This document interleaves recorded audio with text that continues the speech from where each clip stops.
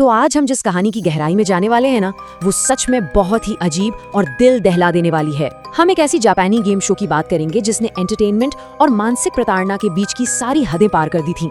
मतलब लिटरली इंसानियत को ताक पर रख दिया गया था। अब जरा इस बात पे गौर कीजिए, कोई चीज जो शुरुआत में एकदम हल्की फुल्की और फनी सी लगती है, वो एक खौफनाक ट्रेजेडी में कैसे बदल सकती है। आज हम यही देखेंगे कि कैसे एक मजाकिया सा शो अंत तक आते आते एक इंसान की पूरी जिंदगी को तबाह करके रख देता है। ये सिर्फ एक टीवी शो नहीं था, ये एक जीता जागता नाइटमेयर था। इस पूरी कहानी के सेंटर में है एक स्ट्रगलिंग स्टैंड अप कॉमेडियन जिसे हम निस्सुबी के नाम से जानते हैं। उसे लगा था कि सुसुनो देम्पा शोनेन नाम का ये टीवी शो उसके करियर का टर्निंग पॉइंट होगा और उसे रातों रात वो शोहरत मिल जाएगी जिसकी उसे हमेशा से तलाश थी। अब इस पूरे शो का जो कॉन्सेप्ट था वो स्वीपस्टेक्स यानी मैगजीन लॉटरीज पर टिका था और इसी एक रूल ने किस्मत के इस सीधे साधे खेल को टॉर्चर में बदल दिया। सोचिए, आपको अपनी बुनियादी जरूरत की चीजें भी सिर्फ और सिर्फ लॉटरी जीत कर ही हासिल करनी है। और इसके नियम सुनकर तो आप हैरान रह जाएंगे। कंटेस्टेंट्स को एक अकेले कमरे में पूरी तरह लॉक कर दिया गया। उसे अपने शरीर पर एक भी कपड़ा रखने की परमिशन नहीं थी। कोई खाना नहीं, कोई पानी नहीं और कोई एंटरटेनमेंट भी नहीं। सर्वाइवल का हर एक सामान स्वीपस्टेक्स जीतकर ही आना था, और वो भी तब तक जब तक जीते हुए सामान की कीमत 10 लाख येन न हो जाए। बिल्कुल पागलपन है ना। बिना कपड़ों के और पूरी तरह से उस खाली कमरे में अकेले छूट जाने के बाद जो बेबसी और निराशा का दौर शुरू हुआ ना, वो सच में डराने वाला था। शुरुआत में ही ये बिल्कुल क्लियर हो गया था कि प्रोड्यूसर्स जानबूझकर सिर्फ और सिर्फ अपनी टीआरपी बढ़ाने के लिए कंटेस्टेंट की डिग्निटी को कुचल रहे थे। वो लगातार कपड़ों की मांग कर रहा था, लेकिन पता है पहला इनाम क्या दिया गया? एक फाइबर जेली। इससे साफ पता चलता है कि उनके इरादे कितने क्रूर थे। वो चाहते ही थे कि वो बिना कपड़ों के ही रहे। जब इंसान के सामने भूखमरी खड़ी होती है ना, तो वो कुछ भी जुगाड़ निकाल लेता है। जब निस्सुबी को फाइनली कच्चे चावल मिले तो पकाने के लिए कोई बर्तन ही नहीं था, तो उसने क्या किया? उसी फाइबर जेली के एक खाली छोटे से डिब्बे में चावल और पानी डाला और उसे स्टोव की खुली आंच के बिल्कुल बगल में रख दिया ताकि डिब्बा जले भी नहीं और आसपास की गर्मी से चावल पक जाएं। ये सच में एक्सट्रीम सर्वाइवल था। जरा इस नंबर पर नजर डालिए, 5748। ये वो चौंका देने वाला आंकड़ा है जो बताता है कि सिर्फ खुद को जिंदा रखने के लिए उसने पहले ही महीने में कितनी बेताबी से लॉटरी के फॉर्म भरे थे। खाना तो थोड़ा बहुत मैनेज होने लगा था, लेकिन अब एक और भी बड़ा और खतरनाक खतरा सामने आ रहा था। पूरी तरह से अकेलापन। जब भी डोरबेल बजती तो लगता कि शायद बाहर की दुनिया से कोई कनेक्शन बनेगा, लेकिन वो उम्मीद भी सिर्फ एक भद्दा मजाक बनकर रह जाती थी। पहले महीने वो फाइबर जेली पर जिंदा रहा। दूसरे महीने में उसे पहला कपड़ा मिला, लेकिन वो क्या था? महिलाओं की एक छोटी सी पैंटी जिसे पहना भी नहीं जा सकता था।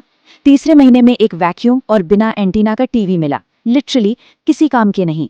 फिर 10वें महीने में जाकर उसे एक प्ले स्टेशन मिला जिसे वो सन्नाटे से बचने के लिए लगातार खेलता रहा और अनजाने में ही दुनिया का सबसे पहला गेम स्ट्रीमर बन गया।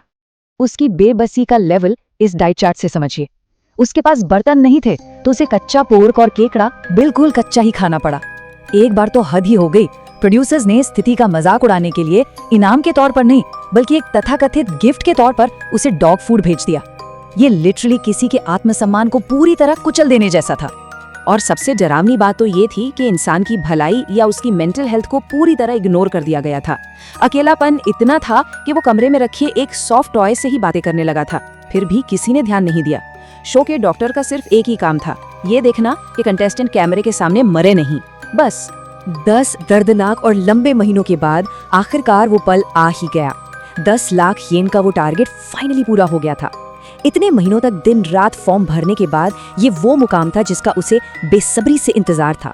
तो क्या ये बुरा सपना अब खत्म हो गया था?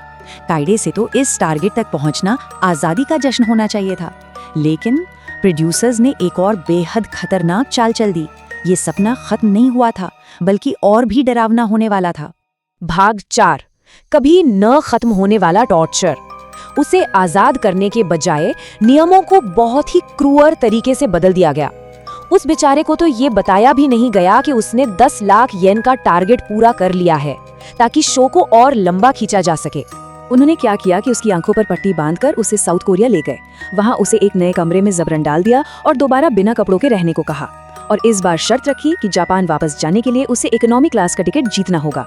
जब उसने वो जीत लिया तो टारगेट बदलकर बिजनेस क्लास कर दिया और फिर फर्स्ट क्लास।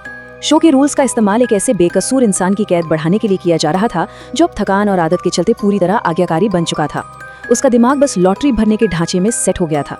आखिरकार जब वो कोरिया से फ्लाइट का टिकट जीतकर जापान वापस आया तो उसे फिर से एक कमरे में छोड़ दिया गया। आदत से मजबूर होकर उसने अपने कपड़े उतार दिए। तभी अचानक उस कमरे की दीवारें गिर गईं और उसने खुद को एक बहुत बड़े ऑडिटोरियम में हजारों की चीखती चिल्लाती भीड़ के सामने बिल्कुल निर्वस्त्र पाया। सोचिए, इतने महीनों अकेले रहने के बाद ये कितना भयानक सेंसरी ओवरलोड रहा होगा। भाग 5, एक दर्दनाक अंत। आखिरकार कैमरे तो बंद हो गए, लेकिन प्रसारण खत्म होने के काफी समय बाद तक वो मेंटल टॉर्चर उसके दिमाग में चलता रहा। जो इंसान कभी स्टेज पे खड़े होकर लोगों को हंसाने का सपना देखता था, वो अब अंदर से पूरी तरह टूट चुका था।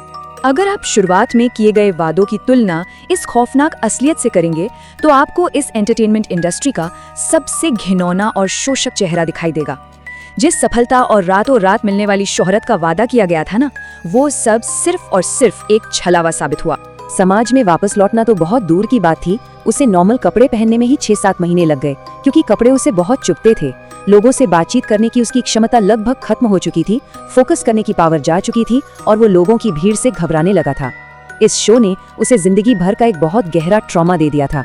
और इस शोषण के लेवल को सही मायने में समझने के लिए जरा इस बात पर ध्यान दीजिए। इस लाइव स्ट्रीम को देखने वालों की संख्या इतनी विशाल थी कि इसने गेम ऑफ थ्रोन्स जैसे आज के सबसे बड़े शोज की पीक व्यूअरशिप को भी बहुत पीछे छोड़ दिया था। मतलब पूरा का पूरा देश बैठकर एक इंसान को तिल तिल कर टूटते हुए देख रहा था।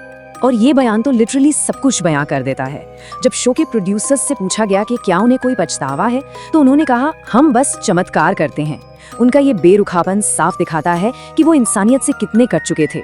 एक इंसान की जिंदगी बर्बाद करना उनके लिए बस एक चमत्कार और टीआरपी का खेल था। तो ये पूरी कहानी हमारे सामने एक बहुत ही डरावना सवाल खड़ा कर देती है। आखिर वो कौन सा पॉइंट होता है जहाँ किसी की तकलीफ एंटरटेनमेंट नहीं रह जाती, बल्कि एक ऐसा जुर्म बन जाती है जिसे देखने के लिए हम सब टीवी चालू करते हैं। एज एन ऑडियंस हम क्या देखने के लिए तैयार बैठे हैं जब किसी इंसान की पूरी जिंदगी सिर्फ एक गेम शो का हिस्सा बनकर रह जाती है। इस पर जरूर विचार कीजिएगा।